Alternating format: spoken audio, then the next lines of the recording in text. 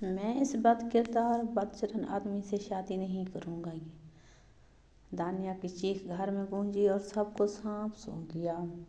آواز drawing room میں صاف سنائی دی اور وہاں بیٹھے سبھی لوگوں کا چہرہ اتر گیا، خاص کر لڑکے کا۔ ماں نے اس کا منہ پکڑا۔ چپ۔ میں کیوں چپ ہوں؟ ہاں، میں نے کوئی گناہ تھوڑی کیا ہے۔ ارے منحوس، خاموش ہو جا۔ کیوں باپ کی عزت کا جنازہ نکال رہی ہے؟ اب کی بار باپ دبی آواز میں گاڑا۔ کون سی عزت؟ ہاں، کون سی عزت ہے تم لوگوں کی جس کے لیے میں سولی چڑھوں؟ اپنی جھوٹی عزت اپنے پاس رکھو اور منع کرو ان لوگوں کو۔ ان کی ہمت بھی کیسے ہوئی کہ ایک بد چلن لڑکے کا رشتہ میرے لیے لے کر آئے؟ لڑکے کے کون سے بد چلن ہوتے ہیں جو مسلسل اسے بد چلن بولے جا رہی ہے؟ کیوں بد چلن نہیں ہے وہ؟ سارے خاندان، ان میں پوری یونیورسٹی میں کس سے مشہور تھے اس کے؟ اور اس ناپاک لڑکے سے کیوں کروں میں شادی؟ مجھے کوئی سیکنڈ ہینڈ لڑکا نہیں چاہیے جب میں خود سیکنڈ ہینڈ نہیں ہوں۔ تڑاخ! باپ کا زوردار تھپڑ اس کا گال لال کر گیا۔ آوارہ، شرم کر! باپ کے سامنے کیا کیا بولتی ہے؟ پھر کون آئے گا تیرے لیے؟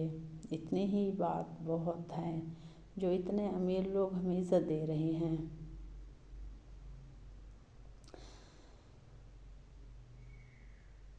امیر لوگ ہمیں عزت دے رہے ہیں اور تم زیادہ چوڑی ہوئے جا رہی ہے۔ کچھ نہیں۔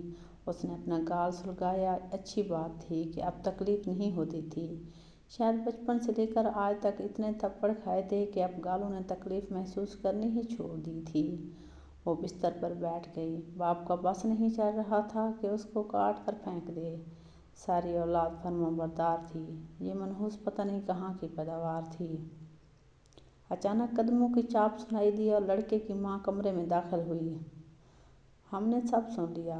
میرے شوہر بھی کہہ رہے تھے کہ ان نیچ لوگوں کے گھر آنے کی ضرورت نہیں تھی، مگر میں پھر بھی لحاظ میں آ گئی کہ گھر کی بچی ہے۔ مجھے کیا پتہ تھا کہ یہ تو تمہارے ہاتھوں میں ہی نہیں۔ بس جی، کیا کروں؟ میں خود اس سے تنگ ہوں۔ اس آوارہ کو باپ کی بھی عزت کا خیال نہیں۔ سب اس پر تھو تھو کرتے چلے گئے۔ ایک آوارہ لڑکی، ایک خود سر نافرمان اولاد، بدبخت، اس عمر میں باپ کو ذلیل کروانے والی۔ جانے کتنی ہی صحتیں ایسی ہی گزر گئیں۔ وہ یاد کرنے کی کوشش کرنے لگی کہ کبھی اس کے ماں باپ نے اس کی سائیڈ لی ہو، اسے سمجھا ہو، کبھی دوسرے نے اس کا مذاق اڑانے کے بجائے اسے ڈانٹا ہو، کبھی اس کو یقین دلایا ہو کہ ہم ہیں، ہم تمہارے ماں باپ ہیں، دوسروں یا غیروں کے نہیں۔ بہت یاد کرنے کی کوشش کی، مگر جس چیز کا وجود ہی نہ ہو وہ کہاں سے یاد آئے؟ اسے لگا کہ وہ ایک یتیم لڑکی ہے جو ماں باپ کے ہوتے ہوئے بھی یتیموں جیسی زندگی گزارتی آئی ہے۔ جب چاہا کسی نے کچھ بھی کہہ دیا، آگے سے انہیں روکنے ٹوکنے والا کوئی بھی نہیں۔ اسے وحشت ہونے لگی۔ اٹھ کر کھڑکی کے کواڑ کھولے تو ذرا سانس آئی۔ آسمان پر چاند روشنی بکھیر رہا تھا۔ اسے دیکھ کر اسے ذرا ڈھارس ہوئی۔ چلو، کوئی تو ہے جس سے میں اپنے غم بانٹ سکتی ہوں۔ چاند کو دیکھتے دیکھتے جانے کب اس کی آنکھ لگ گئی۔ خواب میں اس نے دیکھا کہ ایک گھنا جنگل ہے اور وہ اس میں بھاگی جا رہی ہے۔ اچانک سے جانے کیسے جنگل میں آگ لگ گئی۔ سب خاکستر ہونے لگا۔ وہ جان بچانے کے لیے ادھر ادھر بھاگنے لگی۔ دھوؤں سے اس کا دم گھٹنے لگا تھا۔